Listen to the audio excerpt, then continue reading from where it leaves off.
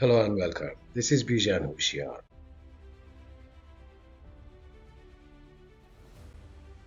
This lesson will provide an overview of the advanced features of operating systems. After completing this lesson, you'll be able to describe core operating system concepts, understand the file systems, identify different types of computer memory.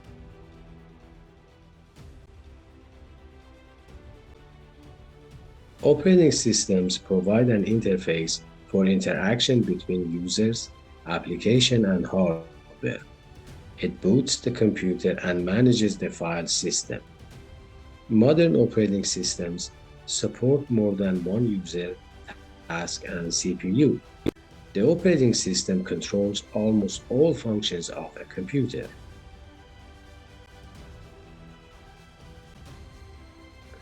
There are several core operating system concepts. Some of them are processes, process management, memory management, I/O management. A process is a program in its active stage of running. A computer CPU executes many processes. That is why process management is needed. To understand memory management, we first need to understand file system and memory types. File systems control how data is stored on and retrieved from a disk. File systems are important because they store operating system codes, application codes, user and system-generated data, and metadata. After a computer is turned on, BIOS is responsible for reading operating system code from the file system and loading the operating system into the memory, hence transferring the control of the computer to its operating system. Operating system loads application code into the main memory whenever a user starts an application on that computer. Computer memory types are primary and secondary memory. Primary memory includes random access memory, RAM, read-only memory, ROM. Secondary memory types are hard disk drive, USB drives, solid-state drives, tape, CD, and floppy disk. ROM contains post, BIOS, and essential information needed to boot the computer. RAM is the main memory of the computer. Operating system and applications load into the RAM.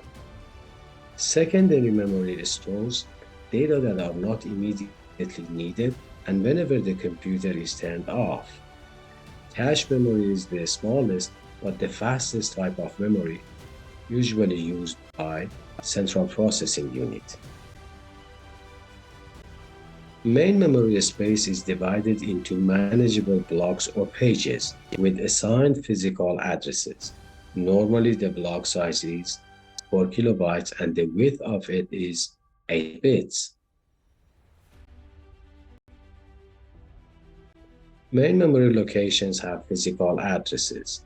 Running applications need memory space. Memory access must be managed to avoid memory fragmentation, and application competing for the same memory space. Memory management unit maps the minimum 2 GB requirement of Excel to available memory space or spaces. The same process is used for another application such as Word in this case. The memory locations that these two apps think they are using is called the virtual memory. Virtual memory can also be a location on a hard disk. So in this case, we are using the two applications in here, Word and Excel. Both of them need the same requirement of 2 GB of RAM to run, and both of them think they are using the first 2 GB of the RAM, which is not the case. memory management unit is going to give them different spaces, available spaces in the RAM.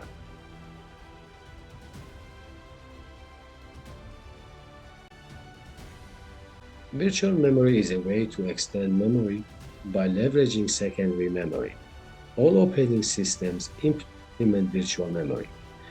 The operating system will swap data that is unlikely to be used soon out of the main memory to a secondary storage before running out of the main memory. The memory segments being swapped are called pages. The file that stores swap pages on a secondary memory is called page file or a swap file. Constant swapping slows down the computer. That is why large amount of RAM is needed. Cache memory plays a role as a buffer. So cache memory plays the role of a buffer and holds data that is expected to be used by the CPU soon. This way, the CPU has almost immediate access to the data that it needs and does not have to wait for the slower main memory unit to respond. The goal here is to minimize the time it takes to load data from main memory into the CPU. I/O refers to peripheral devices attached to a computer. The I/O management function of an OS records activities and information related to I/O devices such as a USB, for example, when it was attached to the computer, and other relevant information related to that input-output device.